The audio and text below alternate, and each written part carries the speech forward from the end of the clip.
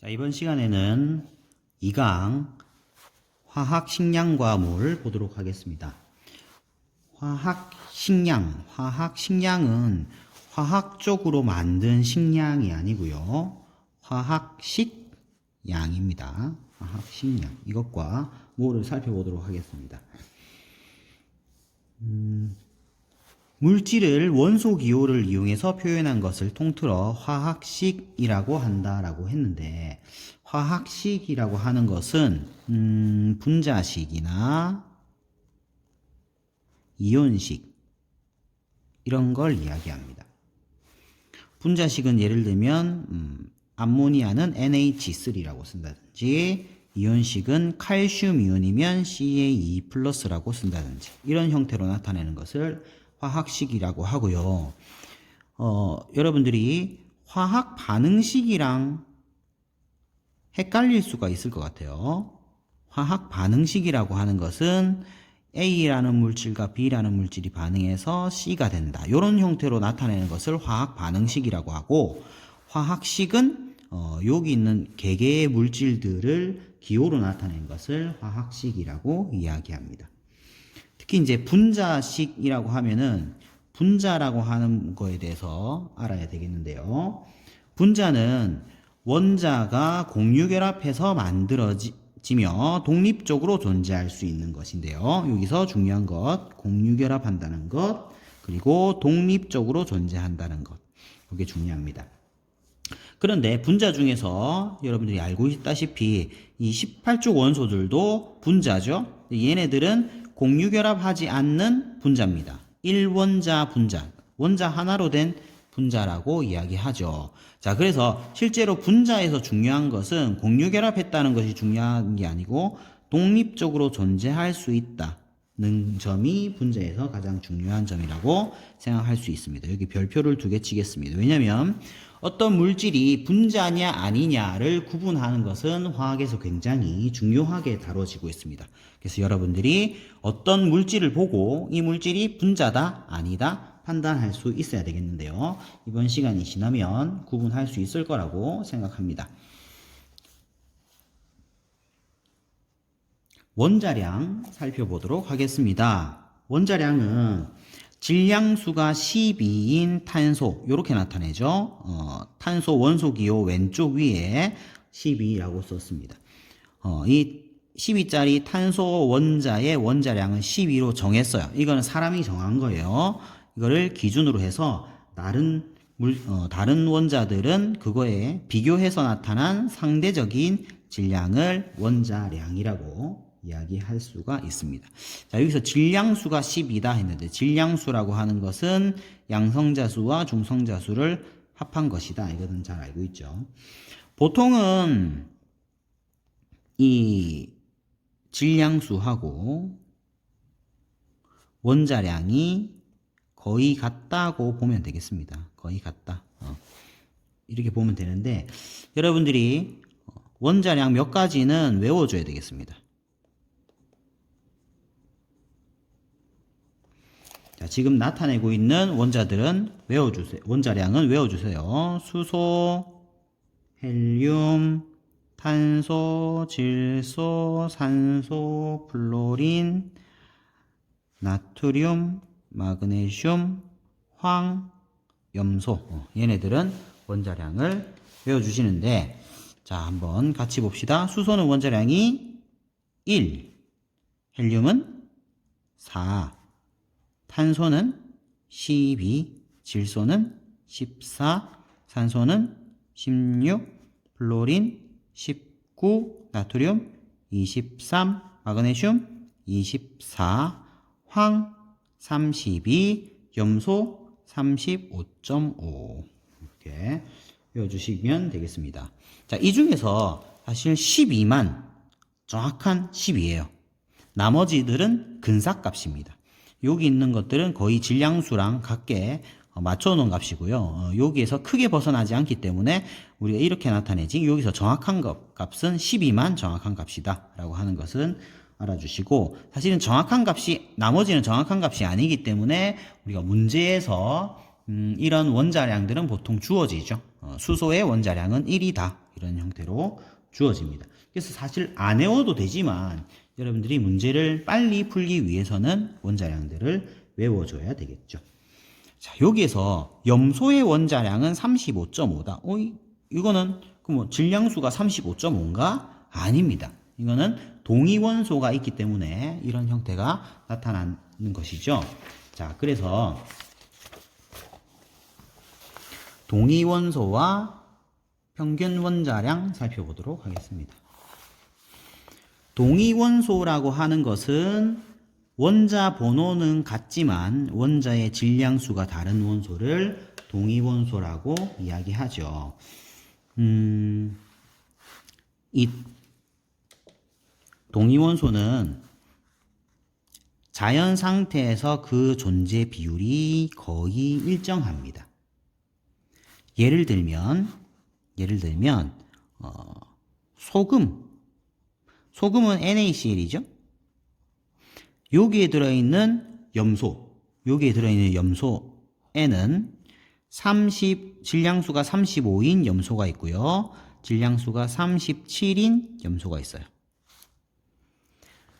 그리고 우리 몸속에 염소가 어디에 있냐면 위액에 위산이 나오죠. 위산은 염산이에요. 염산. HCl. 염산이에요. 이 염산에 들어있는 이 염소도 35짜리와 37짜리가 있는데 이 비율이 이걸 여러분들 기억하면 편합니다. 35짜리는 75%, 37짜리는 25%. 이렇게 존재 비율이 똑같습니다. 존재 비율이 똑같다 보니까 우리가 자연계에서 염소 하나를 발견했어요. 그러면 그 염소가 35짜리일 확률은 75, 37짜리일 확률은 25다. 이렇게 생각하면 되겠죠. 근데 사실은 그게 발견될 확률로만 볼 필요 없고요. 여기 소금 안에 들어있는 염소, 엄청나게 많은 이 염소 이온이, 염화 이온이 들어있죠. 위산에 들어있는 이 염소 원자도 마찬가지입니다. 엄청나게 많이 들어있습니다. 그것들의 비율 자체가 이런 식으로 고정이 되어 있다 보니까 그냥 염소를 얘 원자량과 얘 원자량의 평균으로 나타내면 훨씬 쉽게 생각할 수가 있을 겁니다. 그래서 염소의 평균 원자량은 질량수가 35인 것이 75%죠. 0.75 플러스 37짜리가 0.25 요거 해주면 35.5의 평균 원자량을 가지게 됩니다. 그래서 앞에서 살펴봤던 염소의 평균 원자량 35.5다. 기억하면 되겠습니다.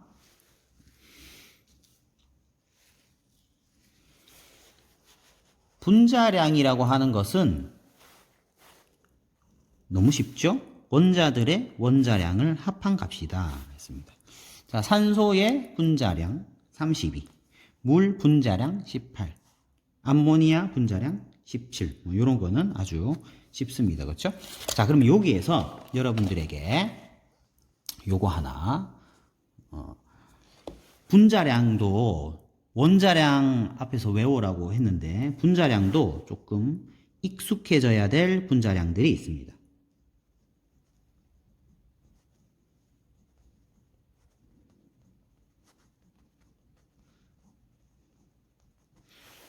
몇 가지만 살펴보도록 하겠습니다.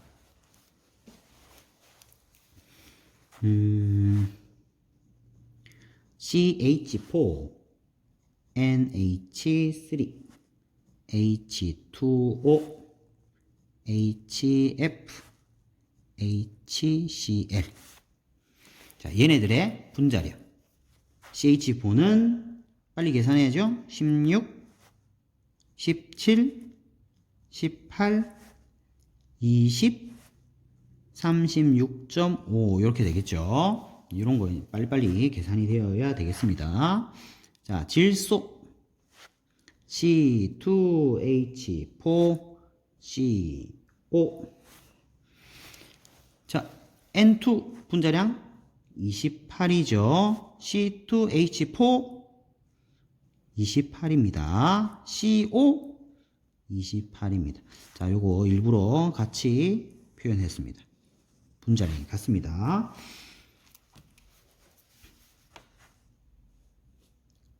N2H2 NO C2H6 보겠습니다. N2H2 자, 여기다가 2만 더하면 되겠죠? 분자량 30입니다. NO 14 더하기 16이죠? 30 얘도 30입니다. 자, 분자량이 같은 것들입니다.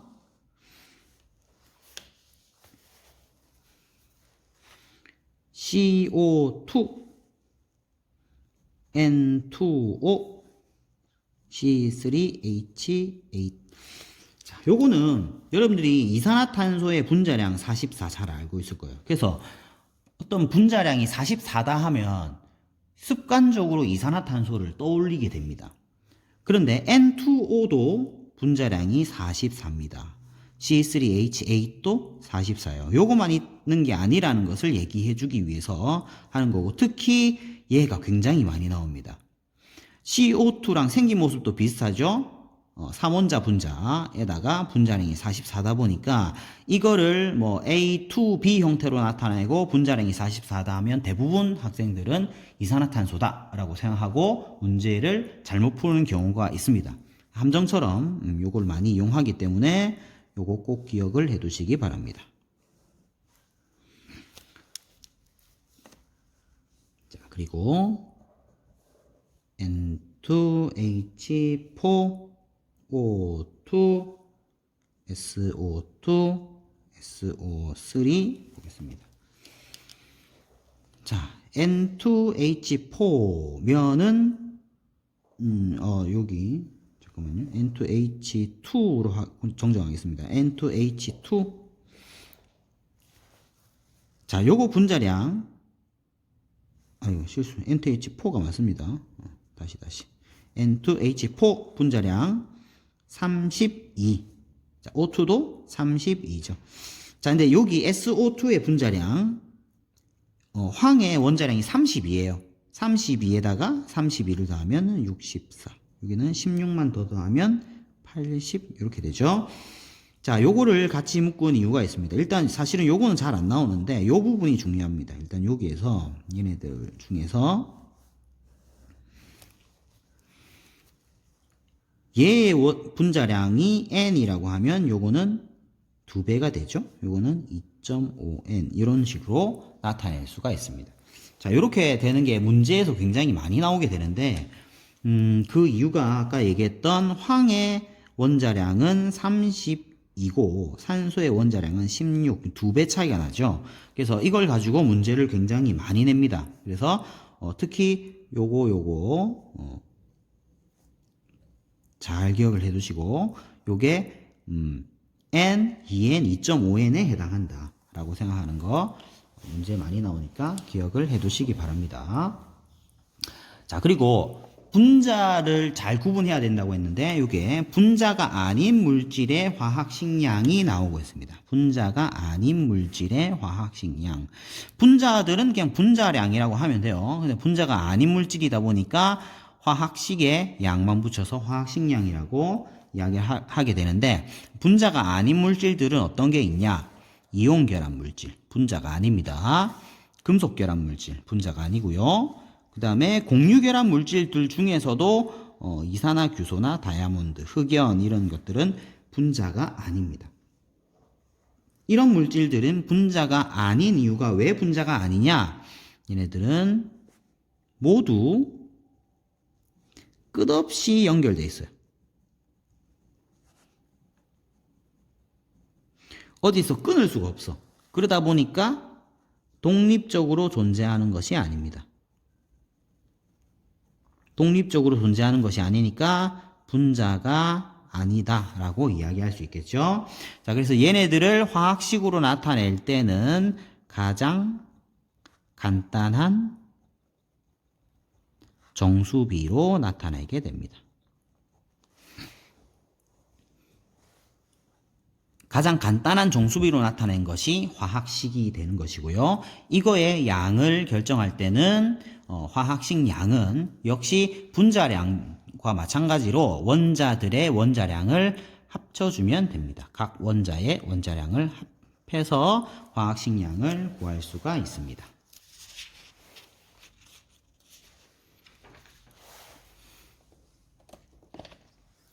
자, 이제 몰을 살펴보도록 하겠습니다.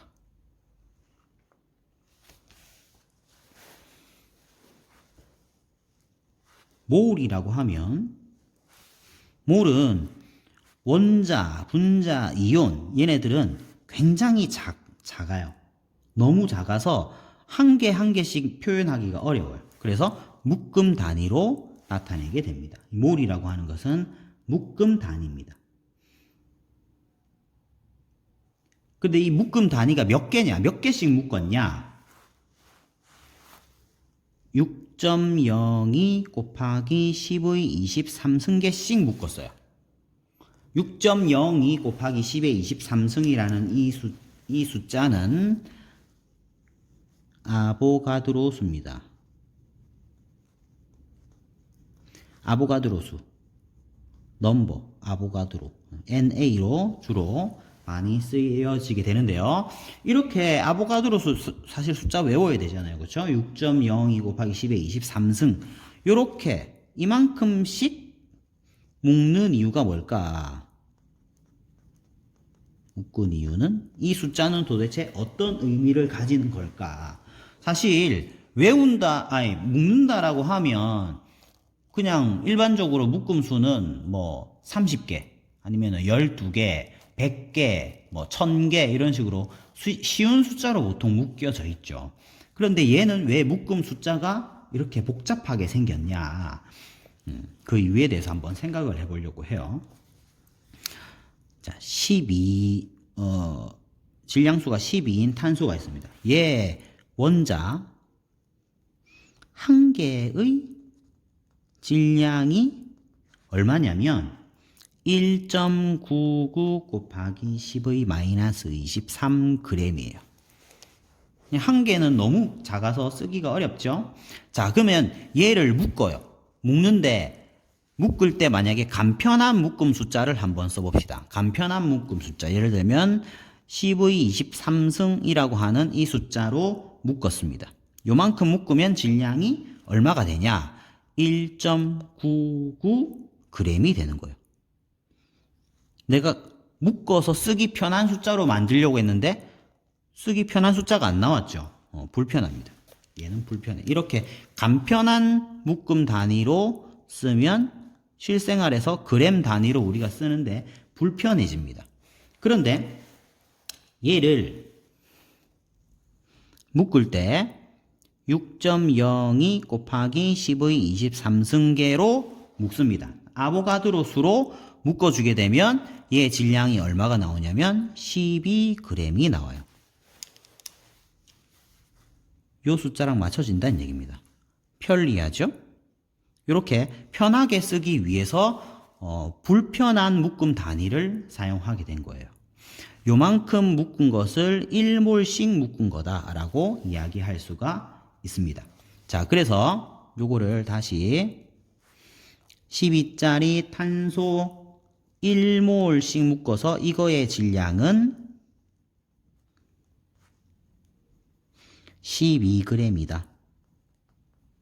이런 식으로 간단하게 나타낼 수가 있게 되는 거죠. 1몰이라고 하는 것의 의미는 이렇습니다.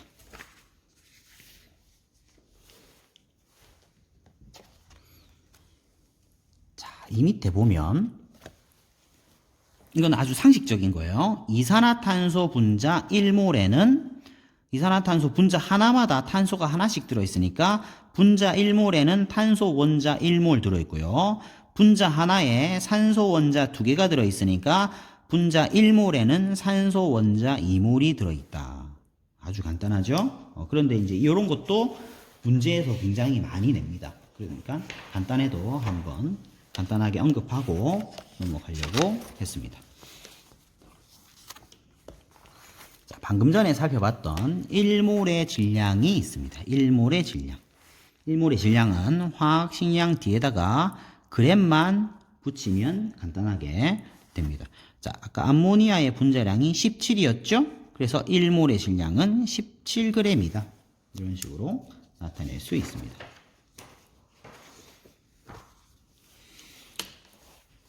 그러면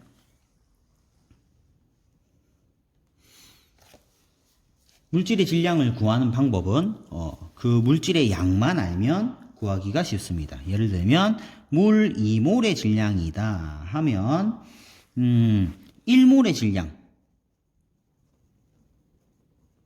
물 1몰의 질량은 18g이죠. 2몰의 질량은 2배인 36g입니다. 그럼 요거를 거꾸로 해서 물 36g의 양은 얼마냐? 이거는 36g을 분자량 18이죠? 요걸로 나눠주면 되는데 분자량을 이렇게 계산식 안에 들어갈 때는 단위를 그램 퍼 몰을 붙입니다. 이게 무슨 의미냐면 몰당 18g이다 라는 의미죠. 분자량이라고 하는 것이. 그래서 요거를 나눠주게 되면 2몰 이렇게 계산이 가능합니다.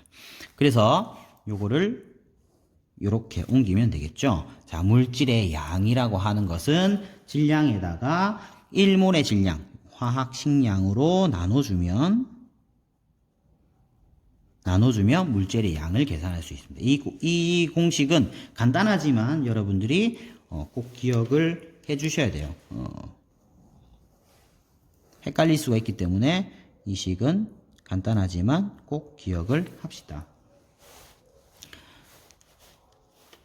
자, 물 54g이라면 54g을 18로 나눠주면 3몰이다. 이렇게 이야기할 수 있습니다. 그리고 또 문제에서 굉장히 많이 나오고 있는 그런 형태가 1g에 포함된 분자의 양, 이런 거 많이 나오죠. 1g에 포함된 분자의 양. 그러면 질량을 분자량으로 나눠주면 되겠죠. 1 나누기 분자량. 이런 형태로 비교할 수가 있습니다. 보기, 기억, 니은, 디귿에 이 말이 많이 나와요. 자, 1g에 포함된 분자의 양은 이런 식으로 계산을 하면 되는데 예를 들어서 두 가지 물질을 비교한다. 그러면 같은 질량에 포함된 분자 수를 비교하시오 하면 그거는 분자량에 반비례한다. 이렇게 두 개를 묶어서 생각할 수가 있겠죠. 자, 그러면 만약에 1g에 포함된 원자의 양이다. 1g에 포함된 원자의 양이라고 하면 거기다가 곱하기 여기서 왜 5를 했을까요? 메테인은 5원자 분자죠. 그래서 여기다가 곱하기 분자량에다가 이거 분자량분의 1 여기다가 분자당 원자수 요거를 곱해주면 이걸 가지고 비교할 수가 있습니다. 여기도 이산화탄소니까 곱하기 3을 한 거예요. 분자당 원자수를 비교했습니다. 지금 여기에 예시로 나와 있는 거 보면 메테인과 이산화탄소의 1g에 포함된 분자수비는 분자량분의 1, 분자량분의 1 해서 이렇게 나온 거고요. 그러면 여기에다가 1g에 포함된 원자 수비를 계산하라고 하면 자, CH4 대 CO2가 자, 분자량 16분의 1 곱하기 5원자 분자 곱하기 5 대 44분의 1 곱하기 3 이렇게 해야 되겠죠. 그래서 55 대 12 이런 형태로 나타나게 됩니다. 자, 이번 시간은 여기까지 하도록 하겠습니다.